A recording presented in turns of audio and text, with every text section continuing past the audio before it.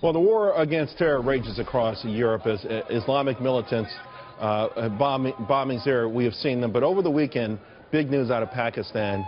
A bombing there has killed at least 70 people, almost 30 of them children. And these attacks committed by splinter groups, most of the time they're either loyal to ISIS or Al-Qaeda. So my question is, why aren't we targeting these groups? Effectively, these are the tentacles of terror. Rejoining me now, Dr. Herb London and Walid Phares. And Herb London, I'll start with you. I love your book. It just came out, the Encyclopedia of Militant Islam. Thank you. I love it. First thing I reach for when I see the splinter group is your book. They weren't in the book. Right. I mean, they weren't in the book. Yeah, but what you have to understand is every single day there's a new organization that's created. And what we tried to do in the book is take 44 of the best-known organizations. But tomorrow there'll be a new one. And even if, God willing, we were to destroy ISIS tomorrow, I assure you, it's not going to eliminate the threat. These splinter groups Islam live will on. Still be there. That's correct. Then this is why I don't understand why. Okay, if you say, you know, militarily, Islam controls Mosul, they control large swaths of Libya.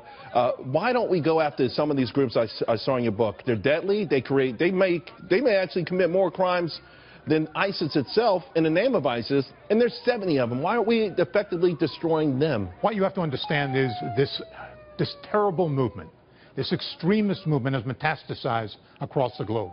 And now we're no longer talking about a central control of the kind you had with Al-Qaeda. You're talking about something that's very different. And you're talking about cells all operating independently in many different locations. So when you say, why aren't we taking them out? The fact is, we are doing an awful lot, and you see that in Iraq. But the very time that you destroy one organization, another will appear.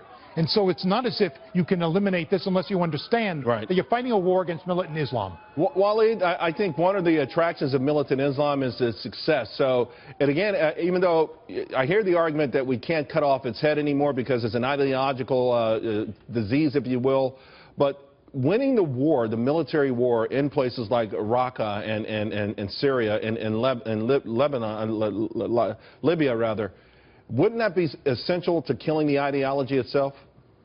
Well, that's the chicken and the egg. We have to do both at the same time. As it was mentioned, these organizations are mutating, as I argued in my own book, Future Jihad. They're mutating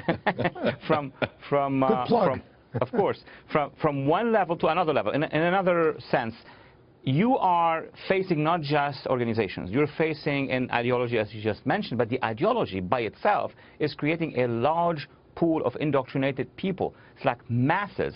And the organizations come to that pool and then pick and choose and hunt, have head hunting to have their own people. So you destroy the organization, but the pool is there.